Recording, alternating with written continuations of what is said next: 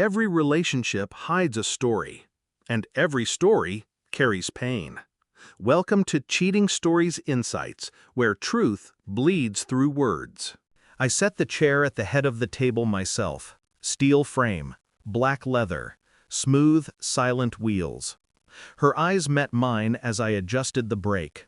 There was no gratitude in them, only disdain sharpened into a weapon. "Return it," she said, her voice cutting through the clatter of plates. "I'd rather crawl than owe a poor, useless man." Laughter burst from the table. Not nervous laughter, genuine, even from my wife. My wife. I sat down slowly, cleared my plate with quiet precision, stacked the fork, knife, napkin. Then I stood, rolled the chair back toward the door, and left without a word. Their laughter followed me into the night like smoke. The silence of our bedroom was worse than the laughter. She pretended to sleep. I didn't. The words replayed again and again, not because they hurt, but because of what they revealed. A truth tucked neatly between the insult and the laugh. A truth I hadn't allowed myself to see. I wasn't a husband in their eyes. I was the joke that bought things. I stared at the ceiling until morning, letting the storm pass, letting clarity sharpen. I didn't rage. I didn't shake her awake. I simply waited, because the night always ends, and morning always tells its own truth. I began piecing it together with methodical patience. Her family's house, cameras on every corner. I knew them well.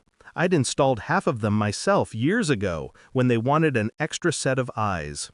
She thought I'd forgotten. I hadn't.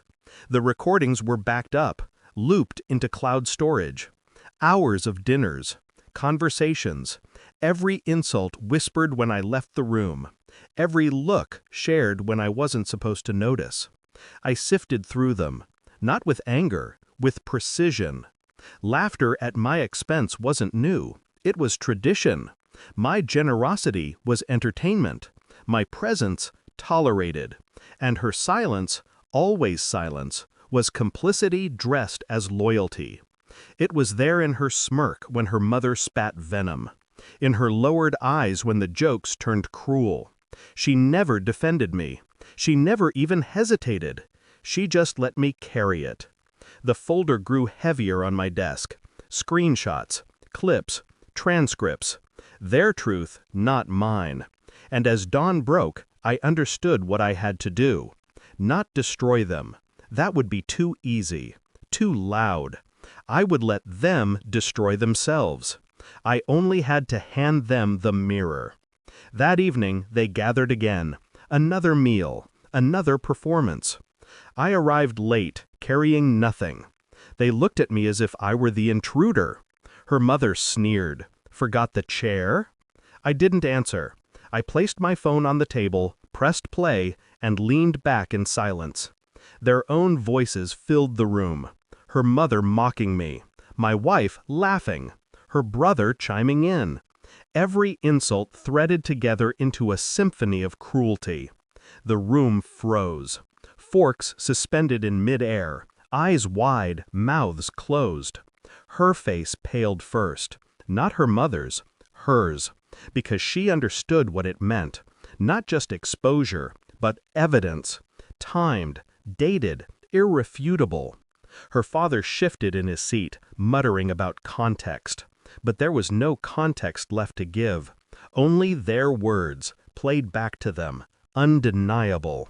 I let the recording finish. Then I looked at her. Not with rage, with absence. "This," I said quietly, "is who you are when you think I'm not watching." Her mother tried to laugh it off, but the laugh cracked. Thin, desperate. My wife reached for me, a whisper breaking from her lips. My name.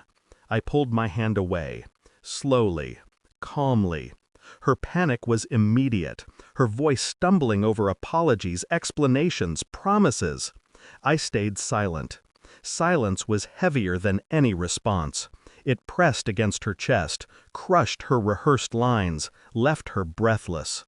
When she tried again, I stood, collected my phone, turned toward the door.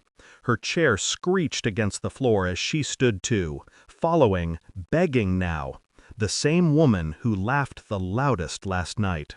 The cameras were still rolling, recording every tear, every plea, every unraveling. This time, not mine.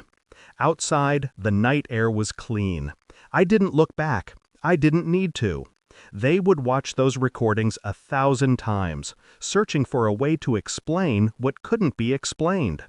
They would see their laughter, their cruelty, their betrayal. And they would see me leaving, without anger, without violence, just clarity. That clarity was the wound they couldn't stitch shut. Because laughter fades, but silence echoes. And I had left them with nothing else. I went home alone, packed a bag, moved through the house with measured steps. Every photograph, every trinket, every reminder of her family, left untouched. She could keep it, keep all of it. I wasn't the poor, useless man they imagined. I was the man who had finally stopped playing their part. And as I closed the door behind me, the final thought slid clean through my mind, cold and absolute. They'd rather crawl than owe me. So crawl they would.